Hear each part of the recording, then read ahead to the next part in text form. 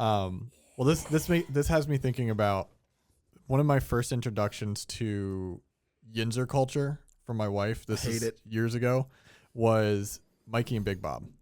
She would show me clips of Mikey and Big Bob because that's what she grew up listening to. And then she started showing me episodes on YouTube of Pittsburgh Dad. So that was, as I'm getting to know her family, who like my mother-in-law has a very strong Yinzer accent. Like it comes out a lot, especially with anything with whoosh.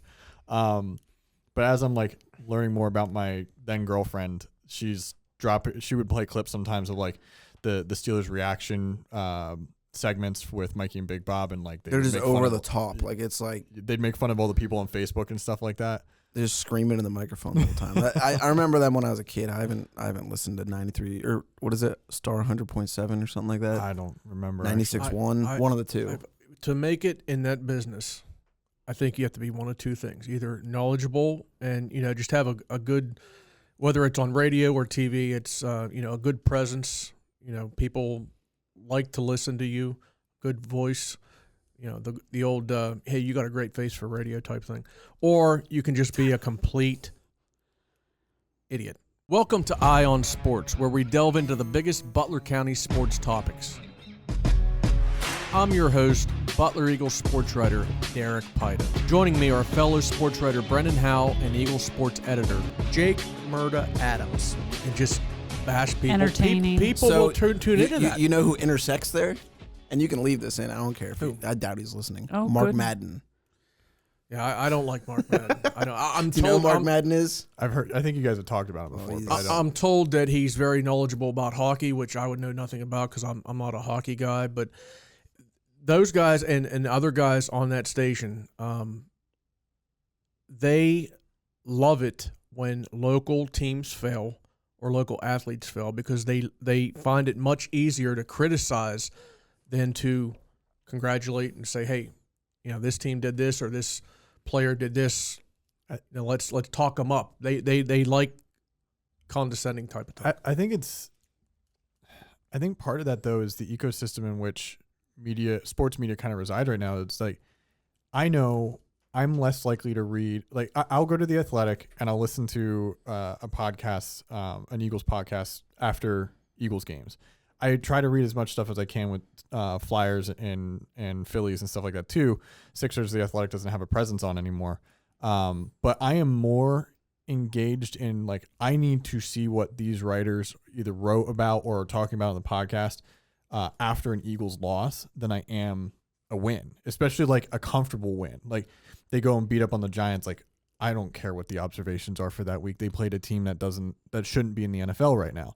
So like, I think, not that I'm saying it's right to be condescending as show host or reporter or anything like that, but like I get why there's more of a, I guess you could say, want for people in our seat on a regional scale to be like, okay, when the Steelers are doing bad or inevitably when Aaron Rodgers has a 3 interception game or something like that this year, like the reaction's going to be stronger because fans react stronger to this. He's going to have a bad game at some point this year. Well, you know what I think?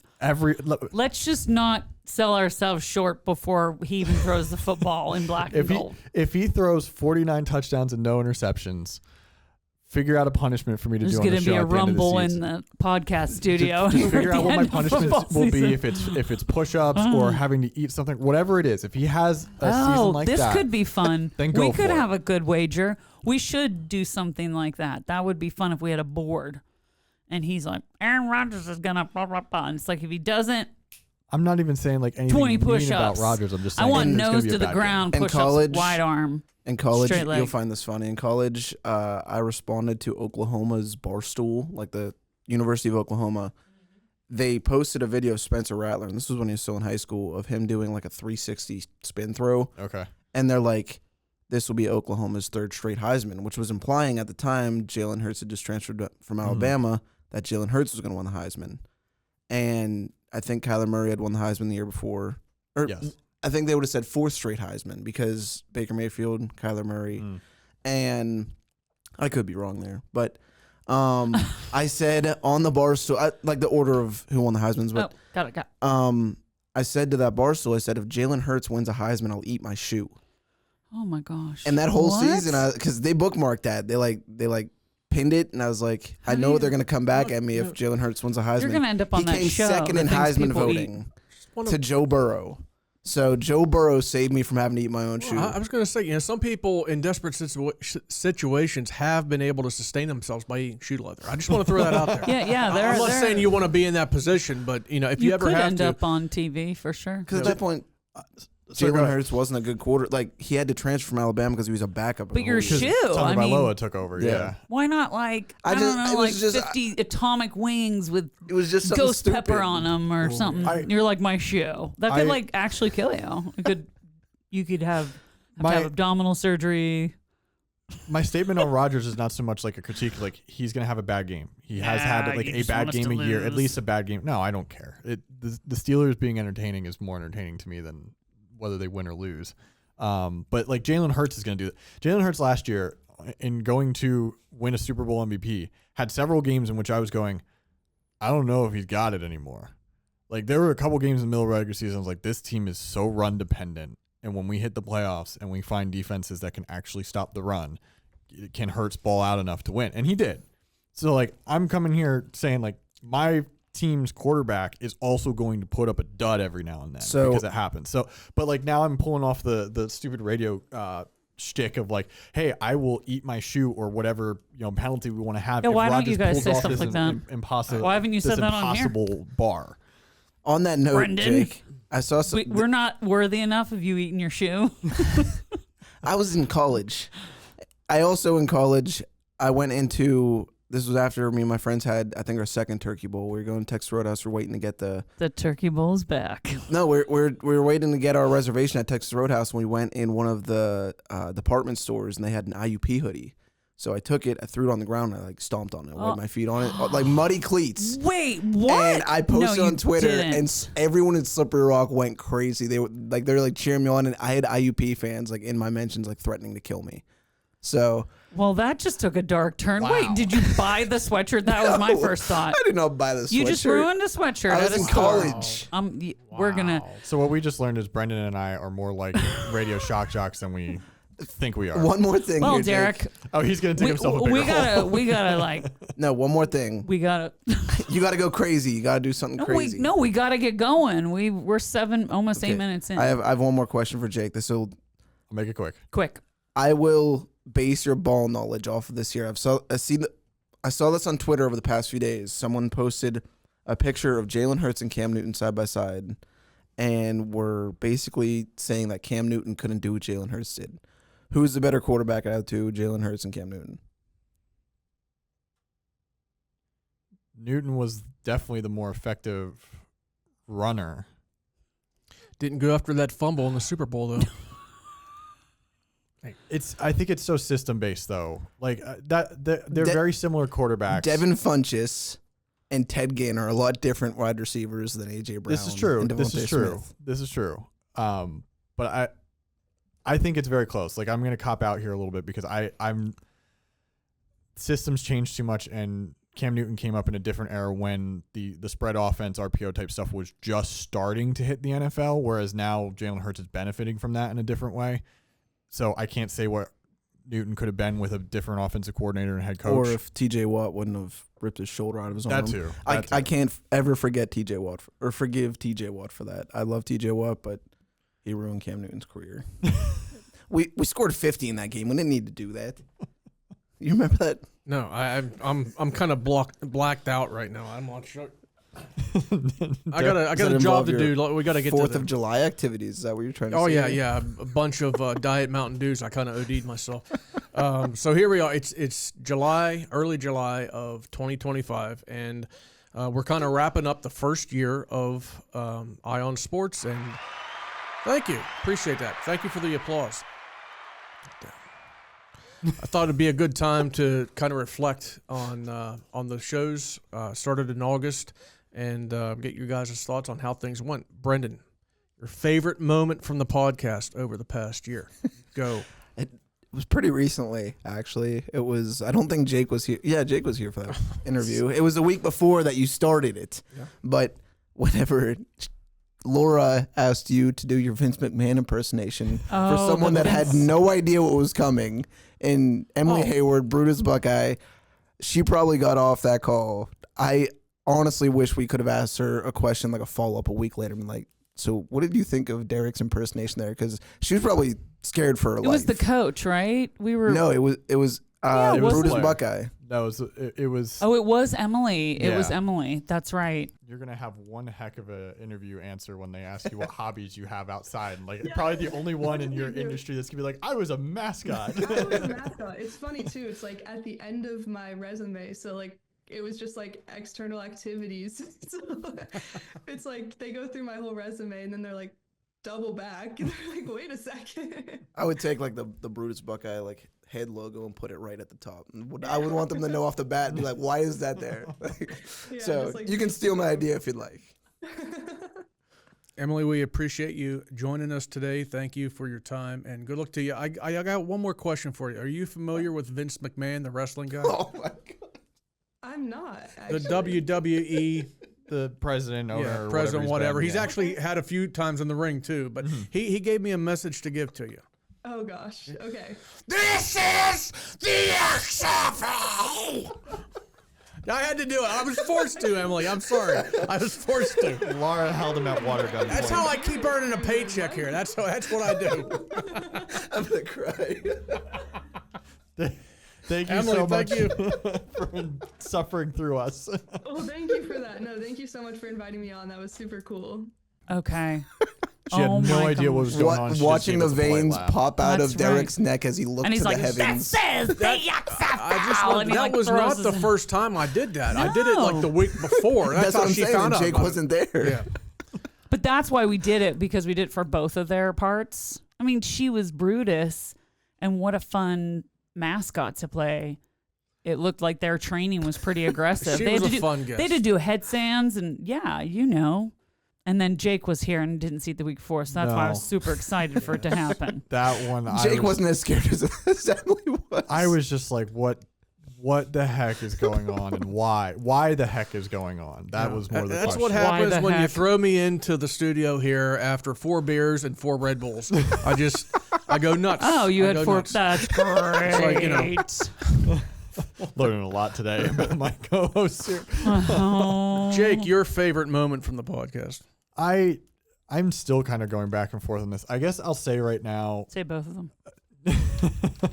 I guess no. It's been like a couple different ones going through my head. I think I'll go off book actually though, because this is what's sticking out in my head in this moment. It was that first show that we did, because I've done a college radio hit here and there. I've been on like local TV at halftime of a football game, but I'd never been out like on a stage talking to a coach that I had just met like 2 weeks earlier that day. It was the first time that I had met Eric Christie in person, and we did this whole show, and Laura put the whole thing together, and like I was lightly nervous, but it wasn't really all that nerve-wracking for me, but it was just like, wow, okay, we did this. This is how we're going to start this show, and this is like the first signature tentpole thing of my tenure here, media day earlier that day, and then the podcast. It was like, okay, like that's not something I had on my bucket list of things I was going to do. Speaking of the Golden Tornado, our first guest tonight should be well known in this room, Coach Eric Christie.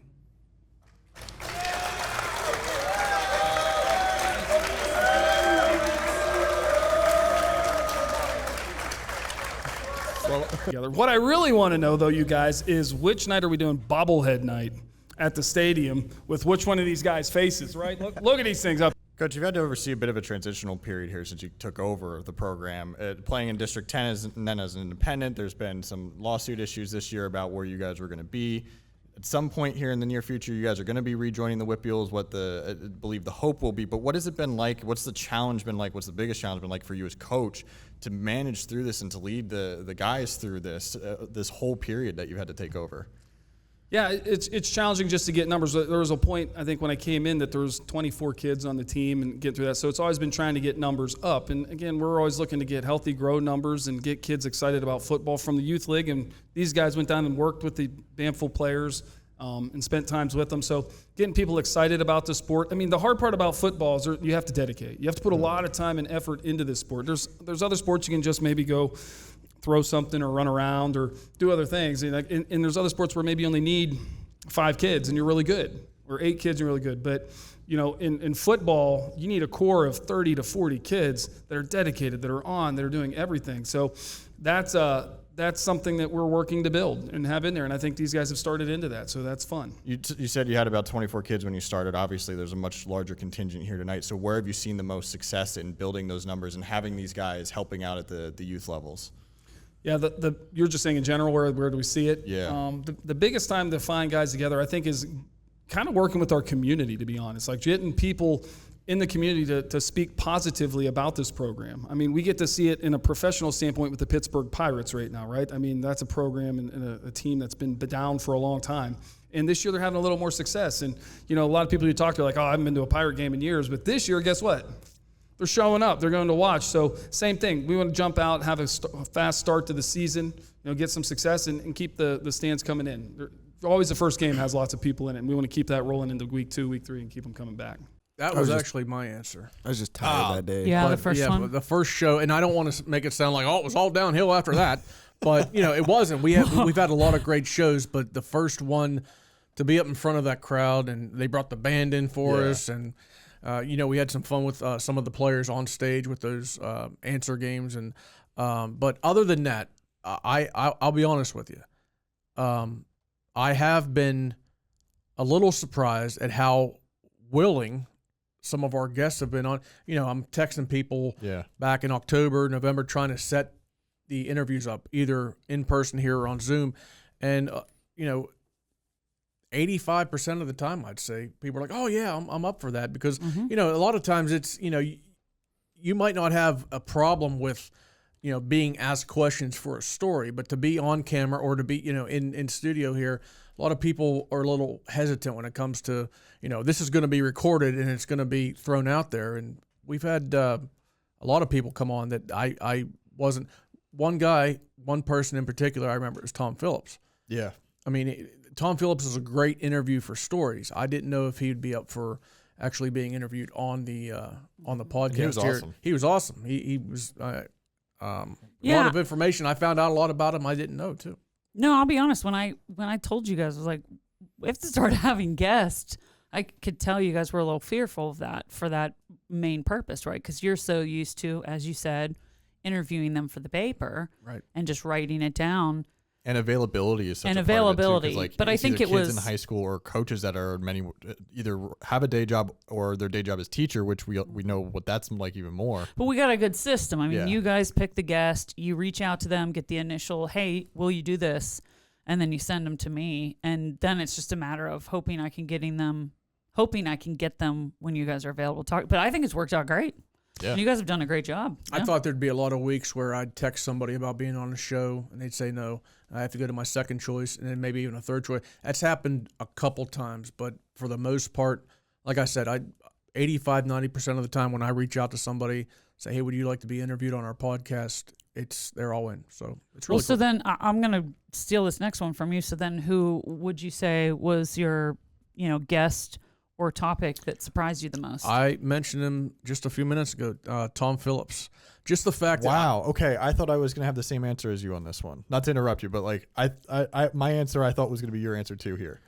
Tom Phillips, obviously everybody knows him now as the head coach of Freeport girls volleyball, and he's been ultra successful. I believe 7 Whitfield titles, 2 state titles. I didn't know that in a prior life he had a very successful racing career down at Lernerville. 3 points titles down at Lernerville back in the, I guess this would have been like early, mid 80s, even back into the 70s, because I think he graduated high school in 71. So I guess the success at Lernerville would have started then.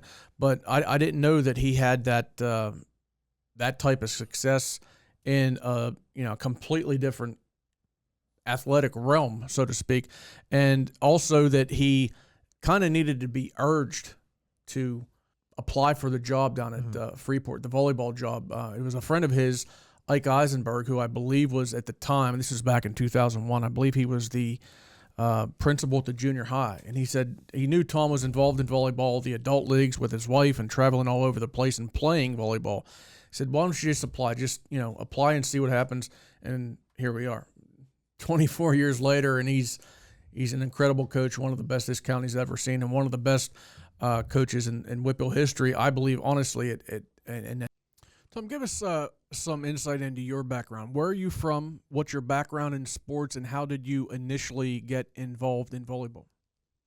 Well, I graduated from Freeport in 1971, so that means I bleed Freeport blue and gold. I'm a hometown boy, have lived probably 2 miles from the school my whole life. But I got involved in volleyball. My wife and I actually started playing volleyball not until I was probably around 24 or 25 years old. And we started playing some co-ed volleyball at that time. Really enjoyed it, had fun, a lot of fun with it. And, it just progressed from there for me. I went from playing co-ed volleyball to playing on a very competitive men's team and traveling and playing a lot. Got a chance to play with some really good players, not only in the area, but then I got connected up with a group as I got older, a 45 and over team that we ended up winning the Ohio State Championship that year and finished, I think, second in the state of Pennsylvania. So it was pretty high level volleyball. I loved the sport. I just really got hooked on it at a very I won't say young age, but for me, they didn't have volleyball at high school at Freeport. I was a basketball player during high school. But, once I started playing the game and enjoying the game, both my wife and I kind of really fell in love with the game and got hooked on the game. And here we are 23 years later, and I'm still coach of the Yellow Jackets. And I will tell you that my wife has been very instrumental in my program. She's been everything from a voluntary assistant to a JV coach to a scorekeeper to whatever I need. So, I have two sons that both, tried to get volleyball started at Freeport, but because they don't have a boys program, they fell in love with the game just like I did. Both of them, when they were in high school, were voluntary assistants for me, and even after high school came back and served in our program and helped out in our program. So that's kind of my story. I actually was a dirt track race car driver for 15 years. I always thought that would be my forte in sports. I raced a dirt car at Lernerville for 15 years and traveled all over the country from that perspective. But once I quit racing and got out of the racing, and my wife and I built a house, we started playing volleyball and ended up putting courts in our house. We had three sand courts and started a program here. I became a regional director for the AVP, which is the Association of Volleyball Professionals. We ran tournaments, had 125 members that played in the sand at our place throughout the years. I got involved with some AVP players, Brian Lewis, Canyon Seaman, Jolie Sprague. They came here and did some clinics for me. And that's my story behind being involved in volleyball. So for me, it's been a life process. It's been one of those things that I, along with my whole family, we live and breathe the sport. I honestly thought that I was going to go 2 for 2 with Derek here. I went Terry Hanratty because that to me that was fun. I did not know anything about him going in other than you guys had mentioned a couple times, like this was a former Butler quarterback who went and played for the Steelers. But like before I got here, the name Terry Hanratty was not in my lexicon of like old sports names that I would mentioned know. In the movie Rudy. That's all we need to know. So like going into that, it's like, okay, Hanratty. Derek and Brendan are going to enjoy this, especially Derek, because that was when you were growing up. But I'm going to go in and just enjoy it for whatever it is. And he just stole the show. The amount of times that he had us cracking up, like we've had some really good guests on other than him, but he's the MVP this year. The thing I remember most about that interview, obviously, just being part of that dynasty for the first 2 Super Bowls, that was fun. But when I asked him the question about you go from a team that won 2 straight Super Bowls to the expansion Tampa Bay Buccaneers in 1976. And he just he had some great comments about it being such like a culture shock. Mm-hmm. You go from Super Bowl champion 2 years in a row to literally like a ragtag group of an unprofessional team. Yeah, literally. I mean, that was fun. And anybody that wants a good laugh or two, or actually a few, go back and watch that interview with Terry Henry. It was really good. Terry, one thing I thought about asking you, this isn't on the ones I sent you, but I really want to get your thoughts on this. You go 1975, you're on that Steelers team that wins their 2nd straight Super Bowl. The next year, you find yourself with the expansion Buccaneers. Was that like a culture shock for you, going from the top of the NFL to the bottom? Well, I thought that would be a really good move, because here you got a young team, got all this experience under your belt, and you could really go down there and groom. And when I first went down, they were practicing in shorts and T-shirts. I'm going, whoa, it's 75 degrees out there. I said, this is really nice. But then when you saw the beating you had to take to never get to that point, it was because that was a bad team, because it just didn't have the talent that I was used to. We'll put it that way.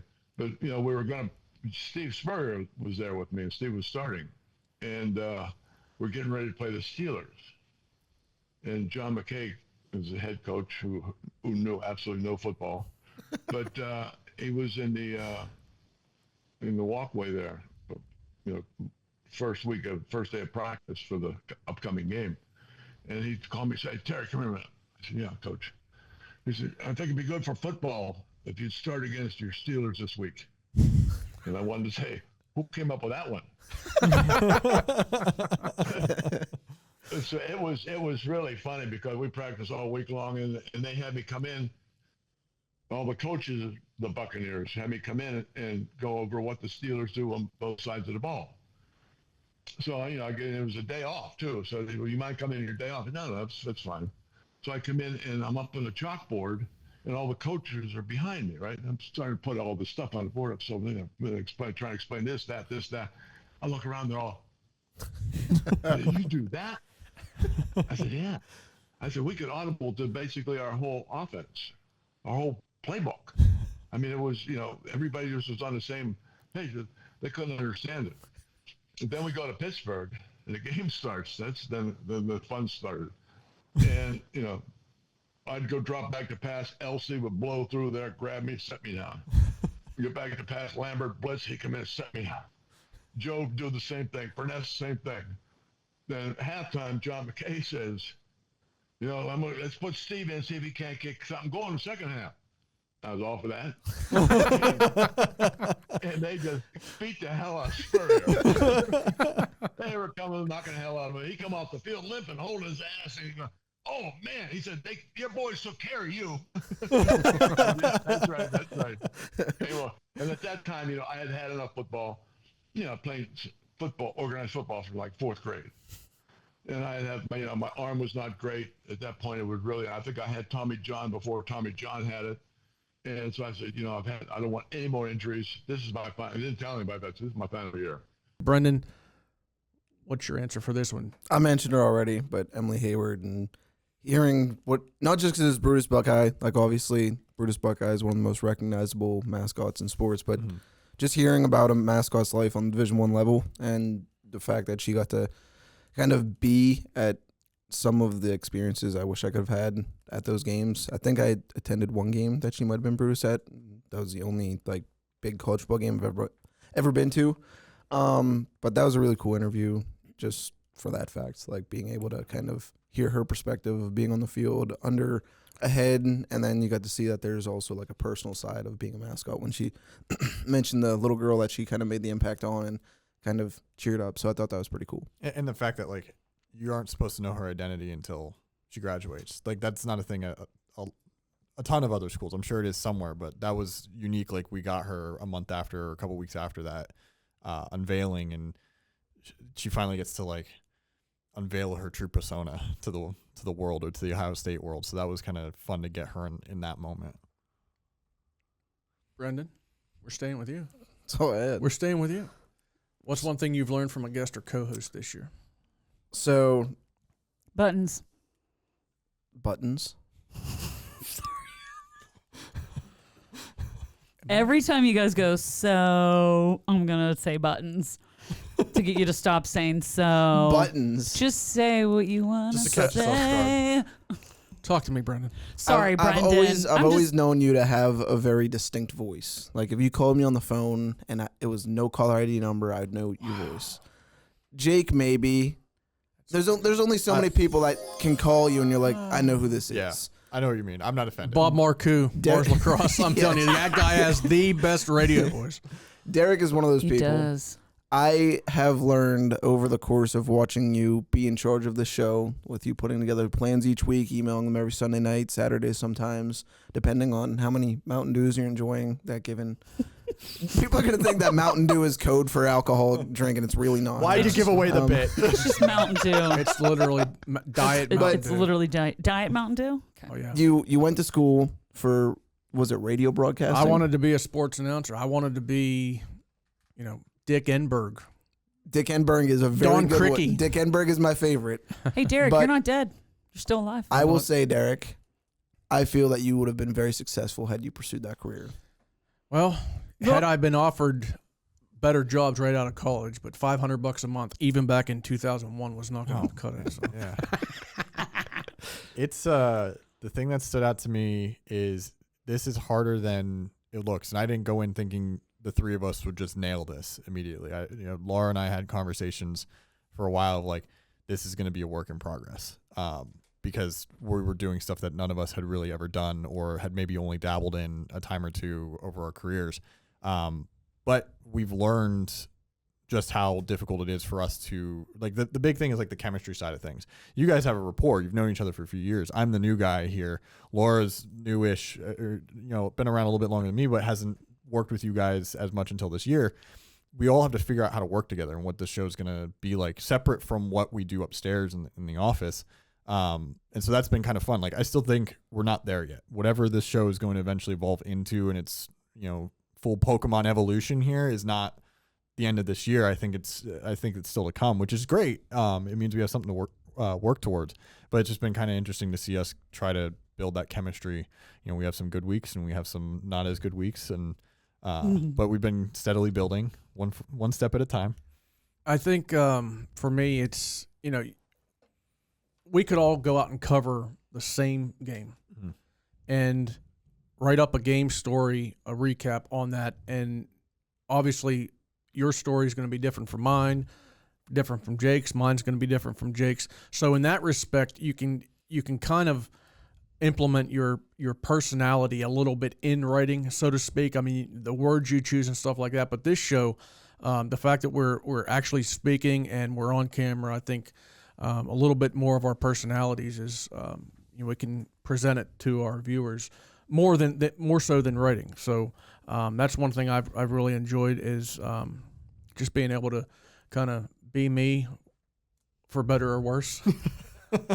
Kind of our personalities kind of being opened up a little bit more on camera here. The real Derek Pyda. Yeah. Please stand up. Well, the day my dad called biography. in, the day my dad called in was talking about those his baseball days.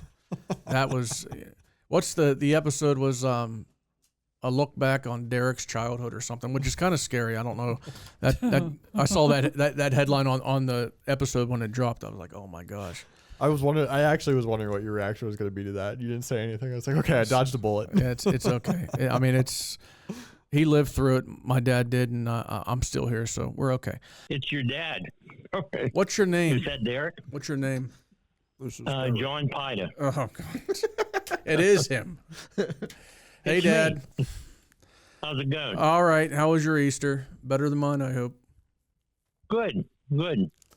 Did you see us on too bad TV? The Pirates lost. Yeah. What's that? Did you see us on TV? No, because I can't get the channel anymore. Well, watch the local news. You get the local news, right? Yeah, but I didn't watch it. We were watched right the behind game over home your- plate. I was like incognito though. I had like, like a hat on, and I was kind of like hunched over so nobody would notice me. Steve Well, Bartman. actually, I did catch the last inning when they tied it 4-4, and it went into extra innings, and of course, Guardians scored the one run. But Well, I did see that. Nature called when the Guardians scored their run to win the game in the top of the 10th. I was in the bathroom. Well, But we were part of the timing. Pirates home plate club, which, I mean, everything's free unless you want alcoholic drinks. That's the one thing you have to pay for, and I drink like 3 alcoholic drinks a year, so that I didn't get anything yesterday. But not unlimited nachos, hot dogs, pop, ice cream. I mean, anything you wanted. That's Free. Pap. Sounds like Cracker you Jacks. guys had a good time. Yeah, we had a good time. But I told him that last week, I think, Brendan, we were talking about our first Pirate game, and I told him about the first Pirate game you took me to in '87. You probably don't remember because you have trouble remembering last week. But Nolan Ryan pitched. It was August of '87. Nolan Ryan pitched, and Mike LaValliere hit like one of his career 16 home runs. And the Pirates won like 5-1, 5-2. Wow. See, I can't Long remember time back ago. then. I do remember Forbes Field when I was growing up. I mean, my uncle was a big Pirate fan, and my dad and uncle took me to a lot of Pirate games. I got to see a lot of good games down there. Of course, Clemente. And, Talk about the price of things. yeah. Well, it was. I'll tell you what. It was like I think it was $2 to park. Okay, and of course at that time you could bring anything in the Forbes Field you wanted to. So there was a bar across the road that had a special 5 hot dogs for $1, and we'd get a couple bags of hot dogs and take them into the stadium. And I think admission was like $1 or $2 or something like that. You know, and it was a different world back then. The mid '60s. Yeah. Jake, what's one game or event you'd like to go back and relive, so to speak? I had to think about this one long and hard. Very difficult. My answer, go Birds. Let me put it to you this way. Week 4 of the season, I legitimately wanted to blow most of the team up, at least the coaching staff. Was completely checked out on Nick Sirianni. I was ready for the season to be over with already. They come out of that bye. They turn the defense around. The offense starts to get humming a little bit. I still have my reservations about Nick Sirianni, but I kept the same negative energy the entire season because that is what the team required of me. And then I brought my A game on Super Bowl Sunday because that's what the team required of me. The standard is the standard, and now we are Super Bowl champions. So Go Birds! So for anyone who's just listening, this is sort of the facial expressions of Derek and Brendan. I have Letting him have his moment. But I did root for the Eagles, so I will not be an arrogant fan today. I didn't think I would see one Super Bowl championship in my life. I definitely didn't think I was going to see 2. Just played their fight song. That is the worst I'm going to be. I'm not going to get in anyone's face about it. I'm not going to throw it in Brendan's face. I'm not going to throw it in Tim's face. I have some other friends who have rooted for I'm the going to Chiefs. throw it in Tim's face. you guys have to maybe explain a little bit more to the listeners who Tim is exactly. Tim works in our composing room on graphics and stuff like that. He's a big Chiefs fan. I don't know. And he's been one for 40 plus years. Yeah. Not since Patrick Mahomes got on the roster. It's been very amicable between him and I. I've basically not wanted to talk about the Eagles because, again, this is what the team required of me all season. So I made sure that I kept to my standard, and it worked. I actually almost screwed up last night. I was sitting on the wrong side of the couch, and I had to change seats midway through the first quarter, and that's when they scored. Let me I want to make sure we got something straight here. You're saying that all year you were negative, not because you really were down on the team, but just because you didn't want to jinx things. It was definitely negative to start, like legitimately negative to start, because they're 2-2. Nick Sirianni is making a bunch of bumbling mistakes. He's yelling at the fans after a ho-hum, like a bad win. It was not a good win in week 6. And so I didn't believe in this team until about December. But you cannot tempt the football gods. They will spite the crap out of you. You don't want to jinx things. So once this felt like there was some legitimacy here, you had to fire Sirianni more often. That was the game plan each week. We executed that game plan to perfection. Fire him mid-game. But here's the thing. I was ready. I was ready all game, and he gave me almost nothing to fire him for. He actually was so much better than I expected that I couldn't even perform. I was the Saquon Barkley of fans last night. I was ready, but I wasn't called upon. I wasn't needed to carry the win because everyone else around me did their job. Not when the Eagles are feasting on Patrick Mahomes like he's man. Fran Tarkenton in Super Bowl IX. No. That was so 6 years ago was like I cried in Philadelphia and then ran towards Broad Street and we had a party for like an hour and then I left and the city kept going. It was I did not think that Super Bowl was possible. And even when the ball falls in the end zone on Tom Brady's last second Hail Mary, I'm like, they're going to throw a flag. Like there's going to be a pass interference here and Brady's going to get a shot at the one. And they don't. And so I didn't think that was possible. Last night, I did not expect to see that kind of performance. That was unbelievable. Unbelievable. Just to be devil's advocate right here, Brendan looks really disappointed right now to be in this room. But think like how did you celebrate when Ohio State, right? How do you celebrate when like the Steelers won the Super Bowl? I almost forget what it's like for the Steelers to win a Super Bowl. Yeah, but were you this excited? I mean, you know what I'm saying? He was only like, 10. We kind of got. I was only 10. We got to, yeah, but we kind of got to let him like have his moment. I mean, it can't, if we're talking strictly as a fan, it can't be anything else. I didn't expect this team to win a Super Bowl this year. I didn't expect them to really do anything in the playoffs. They go and they end a dynasty or at least delay a dynasty for another year in the Chiefs in a Super Bowl that was like not really competitive. No, that was fun. It was not.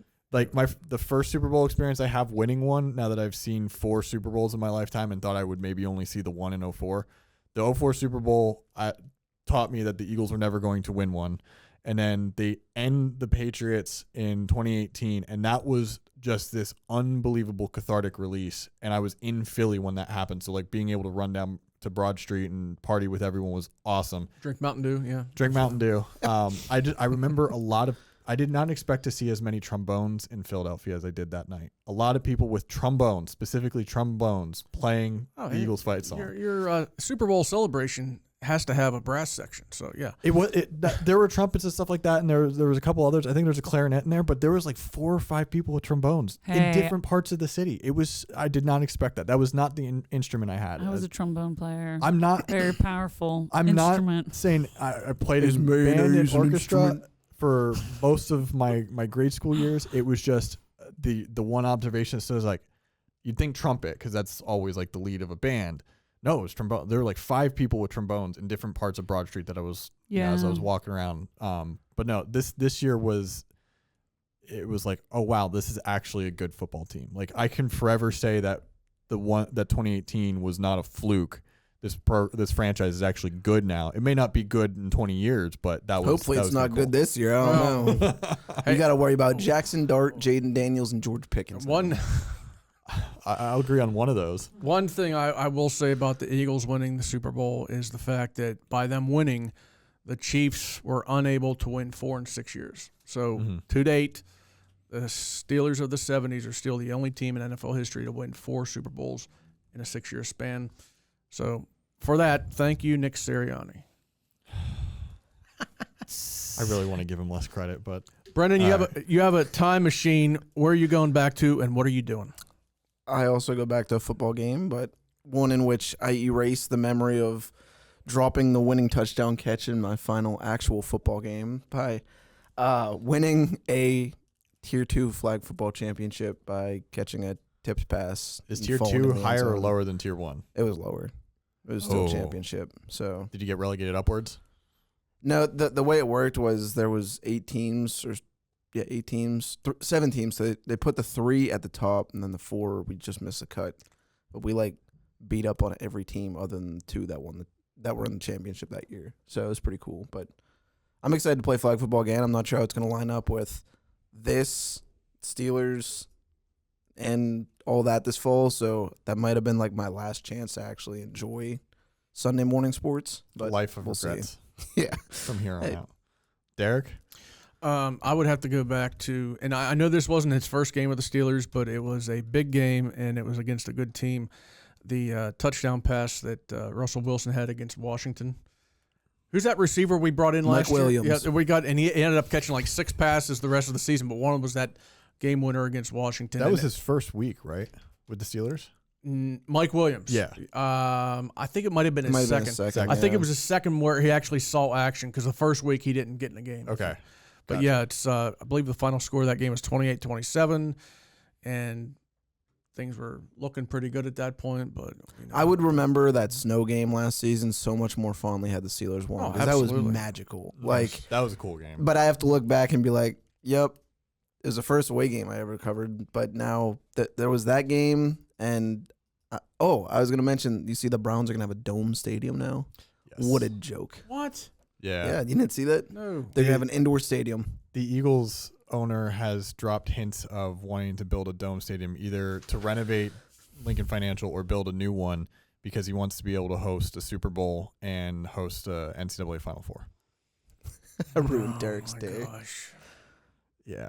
What's happening? I just, it's going to get to a point where like 30 years from now, everything's going to be, it's going to be done. It's going to be, Except Chicago. You're going to be feel like, you're going to Green feel Bay. like, you're going to feel like you're watching like arena football every week. It's, What do you got against arena football, Derek? Yeah, what do you? Okay, I graduated college because of arena football. Okay, let's get. I just got done talking about the Steelers win over Washington with Russell Wilson's touchdown pass. My biggest letdown was the fact that after 13 games last year, they beat the Browns, the Steelers did, in early December. They're 10-3 at that time. I think it was tied for the third best record in football. Little did I know when I watched the Steelers-Browns game that day, that would be the last win of the season. And I know they had a tough schedule to close the year. Philly, Baltimore, Kansas City, Cincinnati, Baltimore. But, if you look at yourself, if you believe you're a good team, go out and put up a fight. And they didn't get blown out in every one of those games, but the playoff game, the game against Cincinnati where George Pickens had 3 drops, he's Dallas's problem now, by the way. So, bye. I was very disheartened by the Steelers' performance last year. And I know, and we've talked about this before, I'm actually more down on the defense after that showing 0-5 Good down thing the they stretch. changed everything, so you won't have to worry about the same faces Yeah. failing this well, year. I think, T.J. Watt, you said he didn't even have a tackle like the last 2 games? Yeah, didn't have a statistic the last 2 Right. games. So no tackle, nothing. I mean, TJ, you're one of the best defensive players in football. Show up, Brennan. I'll let him know you said that if he ever decides to come back. If he ever decides. My biggest letdown is, and I wrote here, I plead the fifth.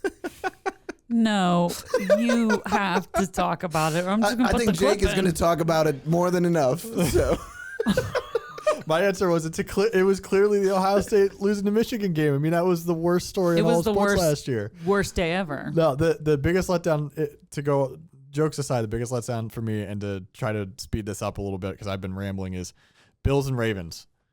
You guys gotta win something soon, because that window I don't think is going to stay open very long. And if you can't get past the Chiefs in what didn't seem like one of their best years, someone's going to come up behind you and win. my prediction is that the Chiefs aren't that great this year. But yeah, back to I think this might be the last time I ever talk about this. But when I tell you guys, Not if I have anything to say I about it. left my dad's house before that. I never shut games off before they're done. Taking a note. That day, I knew that they're gonna lose. And like once they give the ball back after 4th down failed conversion, I was like, I've seen enough. I don't need to see the celebrating. And I get it in my car, and I get or someone texts, or I get the notification. It's like there's a brawl at midfield. I was like, this is embarrassing. So I drove home, and I'm telling you the whole time, I don't even remember driving home. I just remember looking off into the distance. So that was my day there. All right, let's talk about it. Let's talk about. Brendan's week. All right, from Brendan, we've got to fill the people in. You've been talking about this game for weeks, and all the It trash looks talk. so sad. I feel so No, bad. It sucked. Something like me and my best friend would go run routes and like plan like routes to throw to each other for like 3 months. And the day came and it was frozen mud with snow on top. So it wasn't anything you could plant your feet in. It Lambeau was, Football. it was like playing football on pavement with cleats on. See, what I hear though is lack of preparation. You weren't taking the balls in the water, in the jug of water, You and could have practicing done- the snaps. you could have Yeah, done did you not anything. watch Rocky? Did you not see how he trained? I Yeah, mean, he was you training could for a anything boxing with- fight, and he was still like remember when he was pulling that big old, what was that wheelbarrow thing? But it was a big wooden one, and they were all in it. And he's like, that's Rocky IV. Yeah. You got to rent out an ice rink and practice running routes on the ice. Come on, man. If you take this so seriously. Yeah. We're going to train you for next year. We'll make a video. I still score like 5 touchdowns. We'll be like dumping ice out here on Wayne Street and letting it freeze and be like, all right, go, run. Hockey. Run the ball. The thing that sucks the most about it is like you lose, and like the same thing with Ohio State, Michigan, you lose, and you have to wait an entire year to have a chance to like atone for it. So, and then in Ohio State's case, I've been waiting since 2019, and I came very close to tears after that loss. I got to ask you, Jack. We were talking about this the other day before you came into the office. Ohio State still obviously has a chance at a national championship, and I asked Brendan. I said, would you rather win against Michigan, but have a season where you don't even make the playoff? Yeah. Like you beat Michigan, or lose to Michigan like I just did the other day, and go on to win the national championship. He would take the beat Michigan and not even make the playoffs. Seems Michigan's a lot happier than Ohio State is right now. Well, because they have nothing to play for this year. But they beat their rival. That's but I'm saying nothing bigger to play for. They weren't going to the CFP. They're going to have a middling bowl at best. BBVA Compass Bowl. no matter what. Eastern Kentucky. That was the biggest game for Ohio State. They could play in the national championship, and the national championship isn't as big as. Oh, I disagree. You're eating what the college football playoff and ESPN are feeding you in that case. How many national championships has Ohio State won in our lifetime? It's what, 3? Mine 2. 2. Okay. Those are more national championships than most programs have had in the last 40 years. That program is they're playing for national championships every year. They're not playing to beat Michigan. That program is built to play for national championships. Yes, Michigan matters. The fan base doesn't get as angry whenever they lose in the playoffs or the national championship as they do against Michigan. So therefore, the Michigan game is viewed as more important than the playoff. All I know is this. I think back to my high school days when I was, a top blue chip recruit. Almost held it. I had to laugh. If I'm being courted by all these schools and I see a big time program beat their rival, but finish the season 6-6, and I see another program that is recruiting me lose to their rival, but they're consistently in the picture for a national championship, that holds a lot of weight for me. Yeah, that's now granted, Michigan won the national championship last year, so that does they do have that feather in their cap a little bit. But man, if we're ranking, I get it's a rivalry game. I get it's one of the biggest college football games on the calendar every year. But in 3 weeks, in a week when the CFP rankings are out, if Ohio State is in the top 12.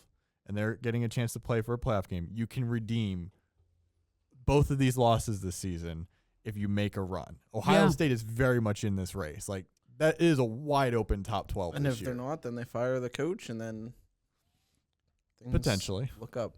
Meanwhile, Penn State's sitting here like, okay, we lost to Ohio State, still got a chance at that national title. You got Pitt, who started the season 7-0, and they're 7-5 now. My roommate is going to Indy for the championship game. Oh, really? Yeah, the tickets are like $35, so he's going out there with one of his friends. He's driving out there and then driving back. He's staying out there. I told him, I was like, you better look at the weather on the way there. Because you don't want to get stuck in a snowstorm. It's brutal out there some winters. Brendan, I am sorry that your weekend sucked. I'm sorry that it continued today with losing in NCAA football. And us making you rehash it all. We're good, sorry. It could have been even worse if on that last play of the game, Justin Fields is going for the first down to clinch it for the Steelers. He fumbles. The Bengals pick it up and run it back for a touchdown, kick the extra point, and beat the Steelers 45. And then the Eagles go on and lose to the Ravens a couple hours later. Okay. Sorry about you having to relive that memory there. He's reliving it, and you guys are just like... Been there, heard this. Okay. Okay. I don't know what that was. So I'm going by Pro Football Reference here. They're usually pretty right. Derek, who has the longest rush in Steelers history? Bobby Gage. What the hell? Wait, 23 and 18 to end the year. Michael Jordan's number, baby. How long was it? 97 yards. Yeah. Where'd he go to college? Encyclopedia. Where'd he go to college? I have no idea. Clemson. Oh. Next. Boom. Bam. He played for 1 year, this guy. 1949 to 1950, and he was a punt returner. 1949, you said? To 1949 to 1950. So 2 years. 2 seasons. That's what that is. We're leaving that in. That's not getting cut. All right, guys, your That was dream quick. guess. Each of you, go. Dream guess. For next I'm year. going to give mine out next, and this is actually it's local. I would like to bring on Greg Brown from the Pirates.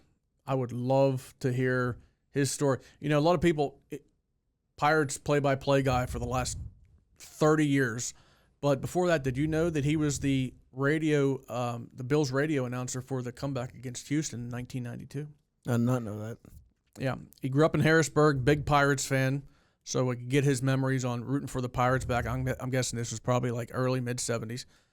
Announced that game at Buffalo, greatest comeback in NFL history up until a couple years ago when the Vikings Colts game, which broke it. Oh, okay. 32 points in a playoff game. He announced it. I'd love to get his thoughts on that and his thoughts on working in Buffalo and Pittsburgh, two Rust Belt cities near and dear to his heart, I'm sure. Satisfying my childhood dreams would just be Brian Dawkins for me. That would be the fun one. And he's still pretty active. Oh, here we go. Who This guy's going to have to be escorted in is by that? like Phil, cops. The Eagles. The Eagles. Former Eagles safety, now Hall of Famer, yeah. Everyone's going to think you're talking about Brian Dawkins when you say that. But mine, I've said this before, would be Antonio Brown. I think that would be a very entertaining interview if he could actually be candid and not be affected by brain injury, but maybe someday. Well, if you say that, he might not want to come I on. don't think he cares. I might have to. He's wanted for Yeah, he might not be back in arrest country. right now. Yeah, he might not be back for a while. Well, maybe from jail they'll let him do a. They'll let him do Rehab a. his image The longer, on Ion Sports. That would be a cool. So we got Greg interview. Brown, Brian Dawkins, Antonio Brown. let's get them all at once. Is there any relation between Greg and Antonio? I don't think okay. so. Jake, what's one thing you've loved hearing from listeners or seeing on social media regarding the podcast? So we're still building up the audience, so I'm going to spin this forward a little bit and say I just really want to encourage people to like, subscribe, rate, and review, especially the show. Leave us comments on YouTube or on social media. Let us know what you want to hear more of or less of, who you want us to have on, what you like or don't like about the show, so that way we can always try to get better. I noticed that after I predicted Mars would win their first playoff game, I forget who it was against. It was an upset, remember? That Montour, that's who they beat, remember? I posted that on social media, just that clip, just to take my victory lap of, hey, I predicted this. And people do react to our show. Like, the Mars football team was very happy to see that. So maybe we do need to make some more of those hot takes and have this thing go off the ground. I would say just the increased exposure we've had. The show that we used to do, you were part of it up in the little room. The light Where was you just buzzing. did high school football. Upon further review, it was called. And we were getting, what, Brendan, between 15 and 20 views a week? If that. I mean, we enjoyed Half doing them it. were well on YouTube. But just knowing that we were putting that much time and research into something that 16 people per week were tuning into. The fact that it's been a while since we got the numbers from you, but obviously it's a lot more than 16 people per week. There's someone listening in Bermuda, right? Is that Maybe Antonio Brown. Zimbabwe, I think. Is that where he is? he's somewhere in the Middle East? Laura, let's throw the question over to you. What have you learned most dealing with our shenanigans and running a sports pod?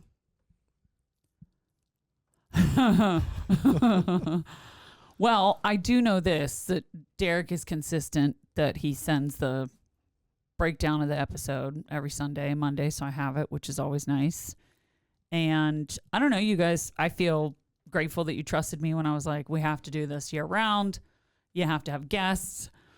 I was like, I'm giving you more work to do, and not really thinking about it. Where I was like, oh, they're the sports writers. It's just them. And then I'm stealing them for an hour. And I'm also asking them to take time to prepare. However, I hope that it maybe will just sort of help in your presence just in the sports writing world. And I think people were really excited to come on the podcast. The response I've had from every guest is, thank you so much. This is such an honor. So that says something about all of you for sure. And yeah, I think sky's the limit. The goal is to get to 100 episodes. Most podcasts don't succeed because they don't get to 100 episodes. That's why you want to be consistent. Where are we at now? Well, this will be episode 46, and then you'll have 47 and 48, which I didn't want to end on 48. I wanted to do 4 for the last. I wanted to break those up into 4. But 48, and then we'll start season 2. You're halfway there. You're almost halfway there. So, as an aside, before I forget it, I think you guys would like to hear this. I was at the Edco pool, which is probably right down from where you live. Across the street. Like all of Saturday. Like literally from... Like I want everybody to know where I live, but yeah, I'm back there. Literally from noon until they had like a night swim. So I was there all day, all night. And I'm in the pool like hanging out with... I hung out with Bailey's little sister. She's 10 years old the whole Latest day. in the show we've gone. What? I was thinking Almost about that. 40 minutes in. But I hung out with her younger sister, and for the record, kids love beating on adults. Like yeah, one of Bailey's mom's friends has this like 5-6-year-old boy, of separation. and he was getting on me. Like he was squirting me with the water gun, hitting me with it, and then jumping up and stomping me into the like bottom of the pool. And I was like, it doesn't hurt. He's having fun. But earlier in the day, we're swimming around, and there's this group of teenage boys and 2 teenage girls. I guess they're twins. And I'm swimming around, and I overheard behind me, the one asked, they're trying to flirt. They're trying to like talk to these girls. And he goes, have you seen Napoleon Dynamite yet? I was like, kid, you just failed. It's like, he asked you if you've seen Napoleon Dynamite? No, he asked the girl. He asked the girl. I was like, you just failed. We know what's up. I was like, what's up. She is not talking to you. You were not getting that girl. She is. I hope he did. I hope he did. I once saw a friend of mine try to hit on a girl by asking her in the pool, in the water. He came up to her and said, do you like boats? Wow. I don't think that date ever happened. Titanic. And that's a wrap on another... That's a wrap on the first year of Eye on Sports. We've debated, we've disagreed, and we've definitely laughed a lot. But through it all, what keeps this podcast going isn't just the games or the headlines. It's the friendships we've built, the community we've grown, and the conversations we've shared with all of you. Thank you for being part of this journey. We can't wait to bring you even more in the new year. New episodes, new ideas, and hopefully fewer bad takes, Brendan. Until next time, stay passionate, stay loud, and stay in the game. Bye-bye. We'll see you in the new year when we kick off the football season in August. Stay in the game. The cowbell.